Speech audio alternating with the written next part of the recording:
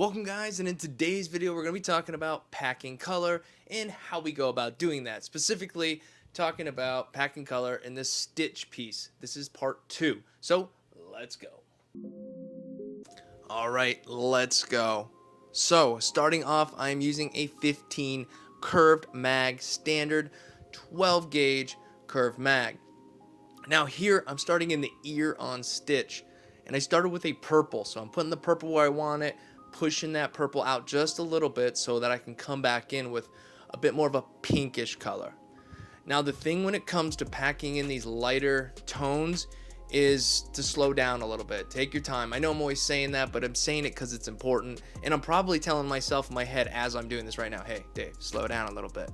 So you're making that first pass, and I like to do circles, and the tighter you make them, the more packed it's going to be. The more you open it up, it's going to be a little less dense. As you can see here at the top there, you can see that there are spots missing. Now when you go to put that mag to the skin, you also see the ink spews out and you're not really sure where you're going, so you want to kind of know where to be. So I know in the center there at the top of the ear it's still open, so when I go back in there I'm going to slow down in that area, and then those areas that are a little splotchy I can speed up a little bit. And if you're concerned, again, stop, pull out, wipe, see what's going on. There's no point in beating up the skin and beating up the skin all to find out, shoot, that wasn't where I wanted to be. So after that, I'm going to come in here with this really light sort of pink, and when I blend it over top of the other section, I'm moving a bit quicker. We're just going to kind of pepper that over top of the other section, but then slow down when I'm packing it in the open area. So again, you're leaving those areas open because you're going to put a specific color in that area. Now we're moving along, it's fast paced here.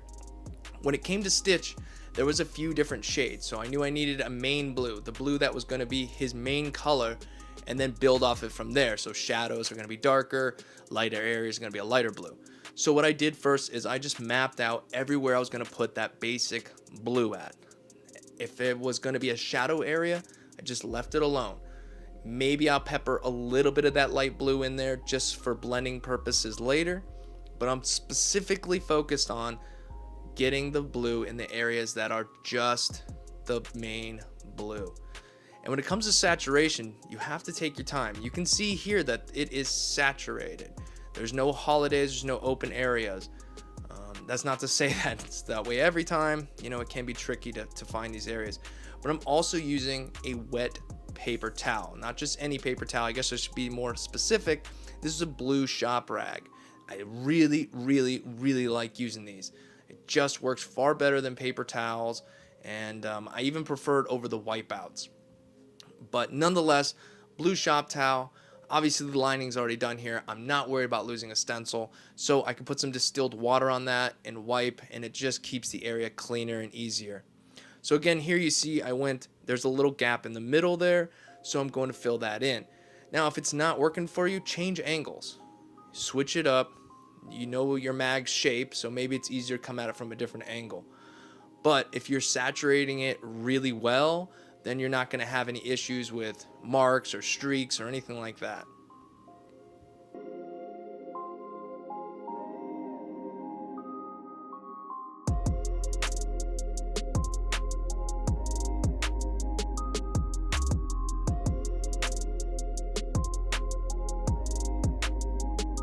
Again, here I'm not focused on anything else but where that blue needs to go.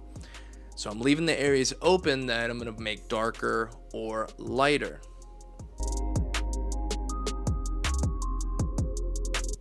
Now here I switched over to a 7 mag. It's not curved, it's just standard 7 mag. And it just works better for these smaller areas. Certainly you can work your 15 mag, but it's just easier.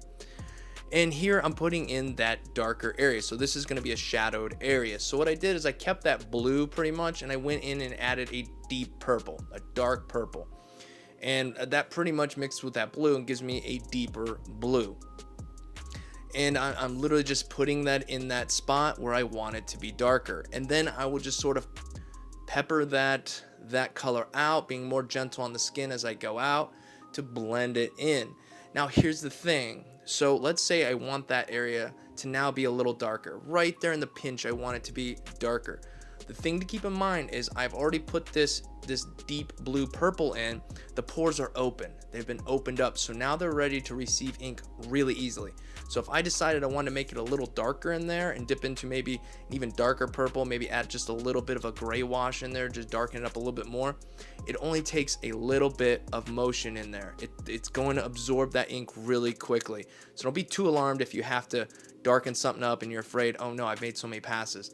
If you're quick about it and you're keeping an eye and noticing what's happening, you can go back in there and darken it up again without hurting it too bad. But remember, it's going to absorb that ink a lot faster. And so we pretty much continue to do the same thing down here along the base, up his back. Again, we left those areas open so that we can specifically do this. And for me, when it comes to mixing colors, I'm mixing them right there in the tube. If you want to know more about that, I'll link a video up here showing you how I mix my colors. And when you are mixing colors and you're trying to figure out, oh, I want this darker blue or whatever, you're mixing it, you can wipe that onto your paper towel and that'll give you an idea of if that's the color you're looking for.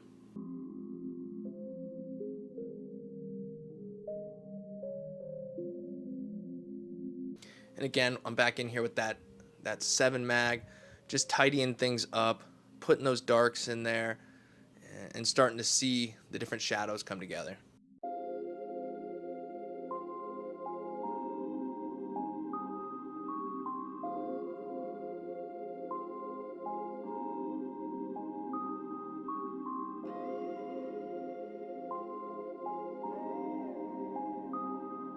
So here I jump back in. I have almost a black. It's not quite black. It's a little bit light from black. And I'm just going in and putting those in the toes. Now, if you look up in the face up there in the nose, we did this the same way. I put the light blue everywhere I wanted light blue. I left the center open. And that would be our highlight spot. I didn't put any white in there. I just left it open. Then around the outside, I went back with that really deep purple and that blue. And I added just a little bit of black into it, just a little bit. And we peppered that up around the nose, and that's how that happened right there. And I'm doing the same thing. This is the same tone I used up in the nose, and I'm using right here for those shadows.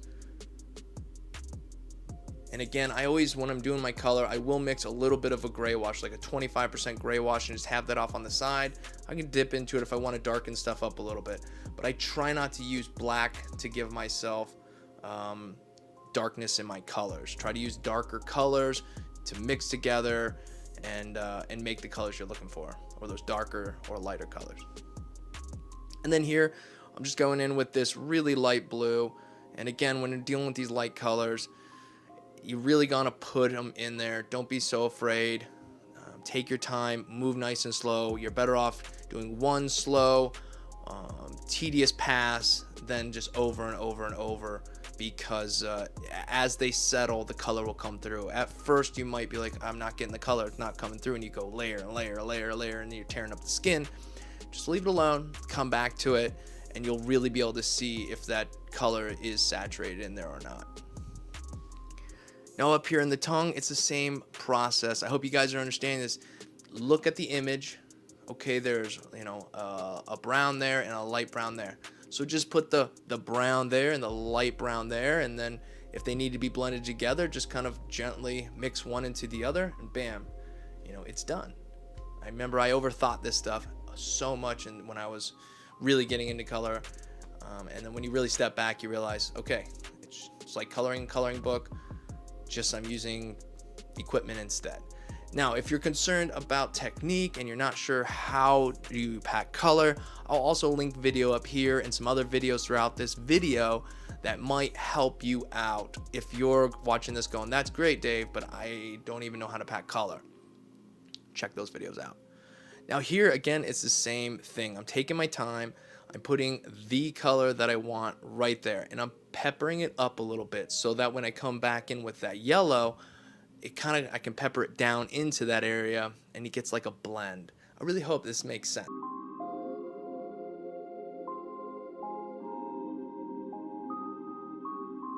And if you guys want to check this out, you can check out my Instagram at daveinks.88. It should be right here on the screen. Also, got some new shirts in-house stuff. We're gonna be selling in the shop. If you guys want to check out the people who make this, I'll link them right here as well. King's Cup 661, they do a phenomenal job. They'll make anything you need custom. Check them out on Instagram, again, right here as well. And here, the same thing we were doing before. I left that area open in the middle so I could come back with that lighter green. It's all about knowing what you want to do in advance. And I'm also using a 7-round shader here. It just works better. Again, when picking needles, you think, what would work best here? And I see 7-round shaders as like little pencils, so I can just get in there and do what I have to do. You could use a mag, you could use almost anything. It's up to you, but for me, I chose a 7-round shader for this, and it worked great. And lastly, again, leaving the middle open there, we're coming back in here with this like really sort of earthy green, a little muddy light green, and just fits the bill. We'll put a little bit up in the tips at the top there. But again, when it comes to doing color, guys, it's all about patience, patience, patience. Take your time. Don't think you're going to get it done in a real quick amount of time. Slow and steady is going to win the race. Guys, if you enjoyed this video, if you learned something, please go ahead and give it a like. Subscribe if you haven't already. Ring the bell. Check out the Instagram if you want to check out this piece and other pieces like it. Until next time, my friends. Peace.